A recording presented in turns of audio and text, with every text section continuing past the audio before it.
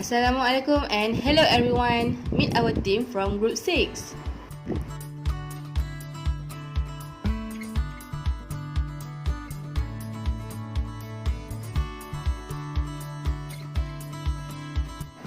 Do you know, in 2018, there was an incident where 12 boys from soccer team were trapped in a flooded cave with their coach.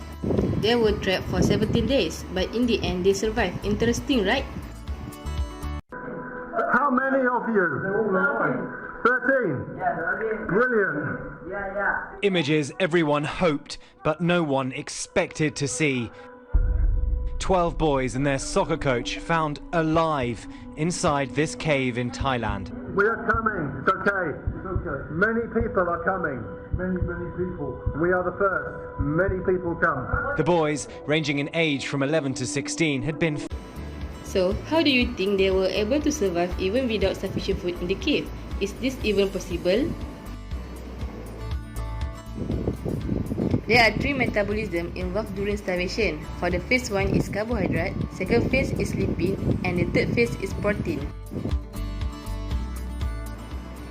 First stage is carbohydrate metabolism. Glycogen store will be converted into glucose and glucose will produce ATP. I wonder what will happen to our body when we at starvation state. When there is no food intake, the blood glucose level will become low. And this will be a big problem as our brain, muscles and cells require a large amount of glucose to function properly. Then how does our body metabolism counter this problem?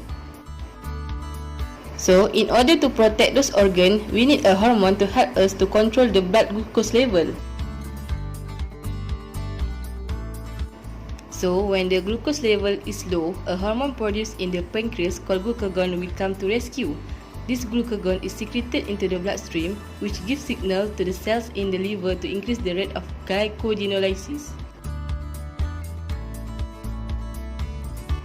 So, what is glycogenolysis?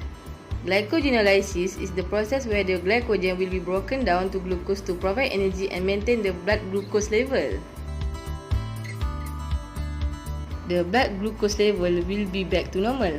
Glucose will undergo glycolysis to produce ATP for our body. Glycolysis will produce pyruvate. Pyruvate will be converted into acetyl-CoA, which then enter the Krebs cycle to produce ATP. What happens if the glucose level depleted? The body will enter second phase of starvation, which is lipid metabolism. For second phase of starvation, glucose and glycogen level low. Then hormone glucagon or epinephrine are secreted into the bloodstream. The hormone-sensitive lipase is then activated. The hormone will catalyze hydrolysis of triacylglycerol to glycerol and fatty acid. And lastly, the glycerol and fatty acid will diffuse into the bloodstream and enter the liver. Glycerol will converted into glucose via gluconeogenesis, while fatty acid will converted into acetyl-CoA via beta oxidation. When carbohydrate not available to meet the energy need, the body will break down fatty acid to the acetyl-CoA. Then, the acetyl-CoA will enter the Krebs cycle for the energy production. High amount of fatty acid degraded, causing acetyl-CoA production cannot be oxidized in the Krebs cycle. Acetyl-CoA accumulate in the liver, undergo ketogenesis process to form acetoacetate and ketone bodies.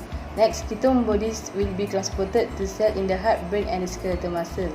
After prolonged starvation, glucose level will be depleted.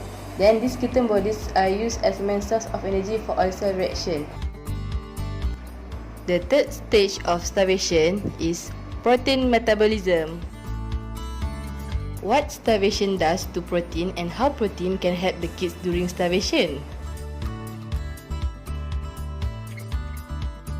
First of all, protein in muscles will be broken down into amino acid by process called protein catabolism. Then, amino acid will be transported to the liver via bloodstream. In the liver, amino acid will be converted into glucose via gluconeogenesis and it will also be converted to pyruvate via transamination. So, what is transamination? Transamination process is the transfer of amino group to the keto acid. This process will produce pyruvate and other amino acid. Glucose will be converted into acetyl-CoA and it will enter the Krebs cycle. Pyruvate also will enter the Krebs cycle and both process will produce ATP. So, these three important metabolisms in our body manage to help the kids to survive during starvation. Wow! Thank you for watching.